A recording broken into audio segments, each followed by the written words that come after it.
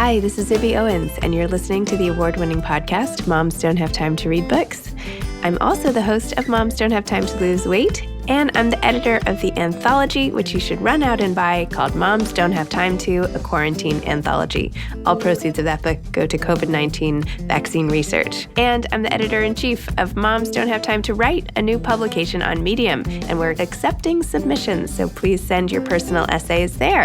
And if all that isn't enough, you can follow me on Instagram at Zibby Owens, and my website is zibbyowens.com. Okay, now back to this amazing podcast.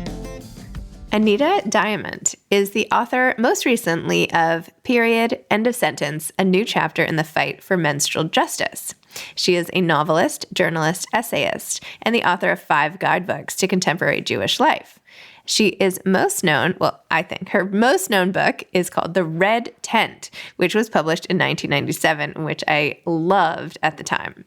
Anita was born in Brooklyn, New York, and grew up in Newark, New Jersey until she was 12 when she moved to Denver, Colorado. She graduated from Washington University in St. Louis with a degree in comparative literature and earned a master's in American literature from Binghamton University in upstate New York. In 1975, she moved to Boston and began her journalism career, writing for the Boston Phoenix, the Boston Globe, and Boston Magazine before expanding out to Parenting, Parents, McCall's, and Ms. Her feature stories and columns covered a wide variety of topics, from reported essays to first-person essays and more. Her first book was The New Jewish Wedding, published in 1985, and she wrote 5 other guidebooks, including The New Jewish Baby Book, Living a Jewish Life, Jewish Traditions, Customs, and Values for Today's Families, Choosing a Jewish Life, a handbook for people converting to Judaism and their family and friends, Saying Kaddish, How to Comfort the Dying, Bury the Dead, and Mourn as a Jew, and How to Raise a Jewish Child. The Red Tent came out in 1997 and was inspired by a few lines from Genesis. The novel tells the story of an obscure and overlooked character named Dinah, the only daughter of Jacob and Leah. The Red Tent became a word-of-mouth bestseller thanks to reader recommendations, book groups, and support from independent bookstores. In 2001, the Independent Bookstore Alliance honored The Red Tent as the year's BookSense Best Fiction. The Red Tent has been published in more than 25 countries, including Australia, England, Finland, France, and Germany, and many, many more. In 2014, the novel was adapted as a 2-part, 4-hour miniseries by Lifetime TV. Her second novel was called The Good Harbor. The Last Days of Dogtown was next, then Day After Night, The Boston Girl, and that came out in 1990. Over the past few years, Anita has revised and updated 3 of her books about Jewish life: The Jewish Wedding Now, which is a new renamed edition of The New Jewish Wedding, and Choosing a Jewish Life, the handbook about conversion to Judaism and Saying Kaddish. She is the founding president of Mayim Hayim, Living Waters Community Mikveh and Education Center in Newton, Mass., a reinvention of the ancient Jewish tradition of mikveh, ritual immersion in water. And today she's going to talk about her latest book, Period, End of Sentence, and many other things. Welcome, Anita. Thank you so much for coming on Moms Don't Have Time to Read Books to discuss Period, End of Sentence, and The Red Tent, and all the amazing things that you've written and done, and all of it. Thank you. Glad to be here. Oh, okay. So your latest book, Period, End of Sentence, A New Chapter in the Fight for Menstrual Justice. I know this was based on the documentary which won the Oscar, and I actually started watching a bit of it just to, see what it was all about. I definitely remember when it won the Oscar. And tell me how that became this book. Well, I watched it. I watched the Oscars, and I remember jumping off the couch when they won. I thought, wow. And I watched the documentary the next day. It's on Netflix. I think it's now on YouTube for people who want to watch it. And I was very impressed. I had written about menstrual justice issues a little bit as a columnist. So it's a topic I was familiar with. And then I got a phone call from my agent saying that the people who had done the film were interested in having a book done, not about the same thing exactly, but in tandem, inspired by. And so I said I'd be interested in talking about it. And I signed on. And that's what kept me busy, thank God, through all of COVID. Wow. So did you start it right? Had you already begun, or what was the timing like? I had begun, but really kind of, one of my editors said, gathering string, just really kind of trying to figure out what the scope of it was, which is gigantic. And then COVID shut everything down. So, any thoughts of traveling or, doing a lot of in-person interviews went out the window. So This was very much an internet and on the phone research book. So, I'm glad I had it to do. I don't know what I would have done with myself otherwise. I'm sure you would have figured something out. I don't know. You've written so many books. I know you start this book by saying that so many people after The Red Tent came out, which by the way, I read and loved at the time. So hats off to you for that project, had said to you, they wish they had a red tent. They wish they had a place where they could just go and sort of honor the rhythms of their own body and just, take a time out, if you will. And of course, nothing slows us down, barely even childbirth these days, honestly. Expected, right. I'm like, does anything slow down when you have kids? Not really. The emails don't stop. So tell me about the feedback you got from that and how that has dovetailed into this project. I was always a little taken aback by people saying, I wish I had a red tent, because it immediately thought, to me, that was like going back in time, the red tent time that I invented that red tent. That's not based on historical, archaeological fact. It's possible. It's not impossible. But, I invented the way it happened and what happened inside the red tent and all that. And nostalgia for the ancient past gives me the creeps, to be honest. Any time before anesthesia and and literacy and antibiotics does not appeal to me, or my choices. I'm not really willing to give up any of my choices. But as I think I said in the book, that after doing all of this research, I realized it wasn't so much the literal tent, although people were kind of joking about they wish they had a place they could go, but it was really about wishing there was a way, more underlying desire for a way to honor the body and to acknowledge that women's bodies, that people with uteruses have different needs, and that they are ignored, not acknowledged. And we don't either acknowledge them in any way. We have no method for doing that, nor do we really have the language to do that in a way that's meaningful. So I've sort of come around to understanding what that desire means, and I don't jump on people about it anymore. Well, that's good, I guess. No, I didn't jump on them. I would just I'm kidding.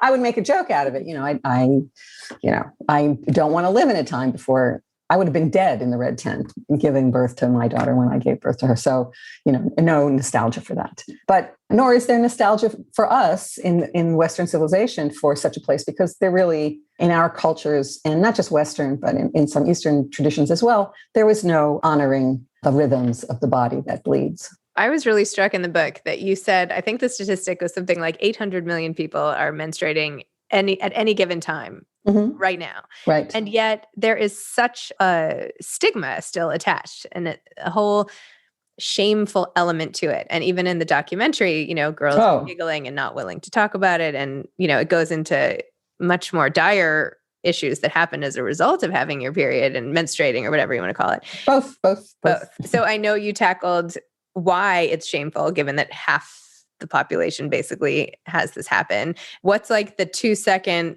root of that? Like, give us the headline of why is this such a big deal? Obviously, well, I shouldn't say obviously anything. Why did this become such a big deal in our culture, or in the world, really? Misogyny, patriarchy. Those are big words that cover a lot of theories and a lot of religious traditions and a lot of distrust and ignorance, actually, of what's happening in the body. But, we live in a culture. The menstruation is called the curse still, although, not so much in polite society. But when you say the curse, you're not talking about anything except menstruation. And if you say the curse, that means the people who are bleeding, who have periods, are cursed in some way. And people who are cursed are a danger. And this is very subconscious. This is not, people aren't going around, oh, she's cursed, and if I go near her, my hands will wither. But that is part of our Western tradition. And actually, it's not so old and ancient. A friend of mine told me that her grandmother told her that if she took a shower while she was menstruating, she would never have a baby. And that's not so far. It's the 20th century, right, in America. So it's not a global South problem. It's not a problem of over there and out there. But the way we think about how women's reproductive systems work is with disdain, ignorance, discomfort at the very least. And people suffer as a result of that, sometimes in ways that are manageable and sometimes in ways that are really not manageable. Especially, as you mentioned, the poverty project and how period poverty, rather, and how it can really I mean, the one quote you had from a woman who said she was using a towel because they couldn't afford pads. Right. Yeah. I mean, the whole thing, I mean, it's like really, it's hard to imagine the scope of it really globally when you think about it. Right, And also what we can do as sort of or just what we all can do individually and as a society to help out people who are still struggling with that. And there are efforts on every possible level, from high school girls collecting products to give to their local shelter and to the local food pantry where these products are always in demand and there are never enough of them, to, recently Vermont, for example, in the last week, got rid of the sales tax on period products. And it's often called the tampon tax, but that's really a misnomer. It's every state, in many cities charge sales tax, and they decide what they're going to charge it on. And in a lot of states, Viagra is not taxed. In some states, in Louisiana, Mardi Gras beads are not taxed, but tampons and pads are taxed. So they are taxed as luxuries, as not necessities. So we have to stop thinking about period products as optional. It's not something you just are on a whim. Oh, I think I'll buy some tampons today. I haven't bought any in a while. The cupboard is bare. You only buy them if you need them. So it's a necessity, and they should be in every single bathroom wherever you go.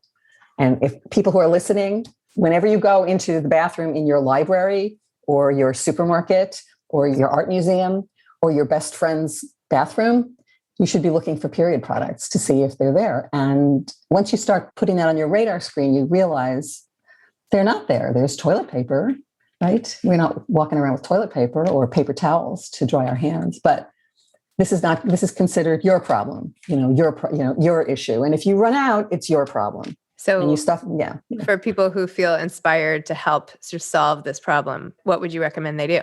Well, lots of things. One of them, actually, when I started working on this, I went to a local art museum, and in the ladies' room, there were baskets, one with pads and one with tampons. And I thought, wow. And then I realized I didn't have any on the vanity in my bathroom when I have guests. And while I have very few people who visit me, who use my bathroom, who need them, the idea of putting them out there, I hope, inspires other people to do that as well, so that we normalize, this is on a very micro level, that we normalize the fact that half of the world at some point in their lives is going to have a period, and they're going to need stuff, and we should be supplying them just as we supply toilet paper. So that's one thing you can do. Another thing you can do is support programs in your own city that supply products to people in need. You can support legislative efforts, which are happening everywhere, to get rid of sales tax on these products. And also, I'm in the Boston area, so the Massachusetts legislature is considering law to make sure that there are period products in all the schools, right? In every public school. And I think you can mandate them in private schools as well. And that means that a kid who needs a product and finds herself without something in the bathroom doesn't have to stuff toilet paper down her pants and panic, nor does that person have to ask for a pass to go to the nurse, which sort of medicalizes this problem. And also, what if the nurse doesn't have any? Because you know what? If the nurse has them, she bought them, because it's not on the budget in school. So there are lots of things we can do as individuals, as citizens. We can support programs like the PAD Project, which is working to provide products, and also education, and also legislative change all over the world, including in the United States. So there's lots we can do as individuals and as groups of mothers, and just groups of people as well. And once you get sensitized to it, you're going to find it in the newspaper all the time. You're going to hear stories about this all the time. So how did you become a writer? Because you've written about so many, you've written a memoir, which is like a collection of essays. You've written books like this. You've written historical fiction, even though you made it up. I guess it's still historical fiction. No, all historical fiction is made up. I know. Okay. Based on a time. I know. Okay. Yes, that was a stupid thing to say. I take it back. I delete it. I was just thinking, you were saying how you had totally made up the reference. So does that still count? But yes, it counts. It counts. It says a novel on the front. It's like, this is not fiction. This is not history. Right. Yes, of course. And other novels as well. Yes. I have The Boston Girl, and I had read, what was the one about the girls come home? There's Day After Night. There's Last Days of Dogtown. Yes. And Good Harbor. There are 5 novels. It was Day After Night. Good afternoon. Yes. And of course, all these Jewish books. And I have had now 2 Jewish weddings. In fact, my second husband converted to Judaism. So I was really interested in your mikveh, the mikveh organization you started, because I went to his mikveh, by the way, in New York City. So I just wanted to know how you kind of got started, how you used your sort of Jewish identity to write a bunch of Jewish themed books, and just writing in general. That's a big question, but take it where you want. Let's see. I was an English major, right? Comp Lit and English. Anyway, when I moved to Boston after graduate school, I kind of fell into journalism. It wasn't a goal. I had never taken a journalism class. I'd never taken a creative writing class. I wrote a lot of papers. I learned to do journalism on the job, and I wrote a lot of long form journalism, which are sort of storytellings about a topic. And I really loved it. I loved writing for the public. I loved having an audience. I wanted to be an actress when I grew up, so I needed an audience. So this is my audience. My first book was The New Jewish Wedding, actually, because when I was getting married, I couldn't find a book that answered my questions. The books that existed were by Orthodox rabbis or by etiquette ladies, how to match the tablecloth with matchbooks. Remember when there were matchbooks? Yes. Maybe you're too young to remember when there were matchbooks. I remember very well. Yes. Matchbooks. No more matchbooks. But so what I was learning about Jewish traditions that people were kind of reclaiming from the past and making them contemporary were really beautiful and inspiring. So that was my first book. It was a nonfiction guide for contemporary people like me and my friends who didn't necessarily know a whole lot about their Jewish background, their Jewish tradition. And actually, most of us don't know anything about life cycle events until it's our turn, right? So that was my first book. And then I wrote a second book because I had a baby girl, and there were really no books about how to celebrate the arrival of a Jewish daughter with the same kind of tradition and intention as is given a boy. So I wrote, and my friends who were having boys and were having brisses, but didn't understand why or how could they make this meaningful. So, and then I said, no more Jewish books. I don't want to be typecast. But then I wrote Living a Jewish Life and Choosing a Jewish Life, which is about conversion, how to raise a Jewish child, and saying Kaddish, which is about death and mourning practices. Now I'm done, finished. There's nothing else in that department. Although I've updated them.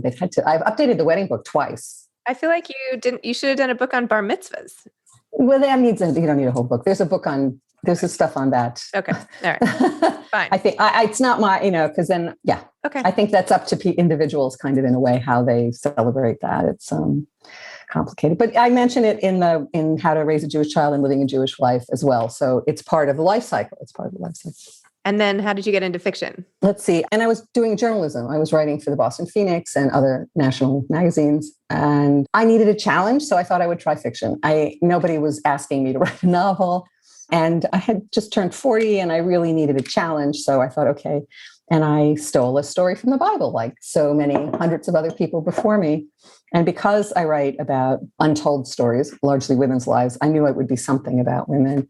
So I started out thinking I would write a novel about Rachel and Leah and the conflict between the 2 first wives of Jacob and, sort of what was really going on in that family. But I didn't have a plot. So I kept reading on till I found the story of Dinah, which is kind of a mystery because she doesn't say anything, totally silent. And to me, that was kind of a doorway into it. So what was it like from her point of view?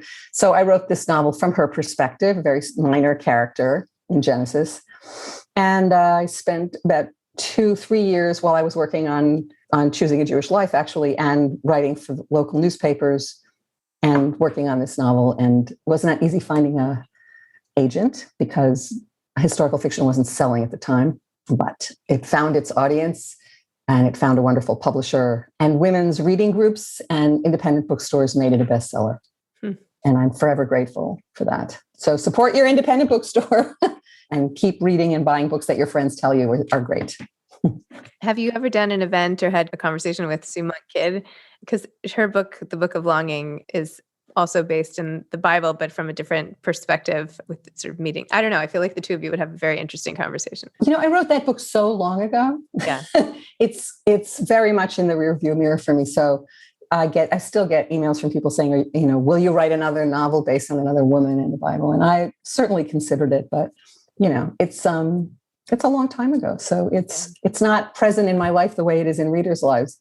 And I still get lovely emails from young people, high school students who continue to find it. And this is just remarkable. And I'm humbled. It makes them feel affirmed in their women's bodies as they grow up and in their agency as female human beings. So that's always terrific mail to get. Well, sorry to keep bringing it up. No. I really don't mind. The reason they called me to write this book, to write the period book, was because of the Red Tent, because the people of the Pad Project knew the Red Tent, loved the Red Tent, and were moved by the fact that women who were menstruating were not ashamed, that they were celebrating with one another. And that sort of speaks to the goal of the movement for menstrual justice, that we have to get rid of shame and we have to get rid of stigma and ignorance if we are going to fully come into our own as human beings. So what are you excited about now? What are you working on next? We'll see what happens next. I mean, I've spent the last few months talking to people about the book, which has been great. And there's always a fallow period in between. So I really couldn't tell you right now. I'm trying not to put any pressure on myself just yet. I'm having the summer, the post-COVID on the beach, talking to people in person. I had dinner with 2 friends last night in a restaurant. I'm living my life for a few months. Good for you. I love it. I love that.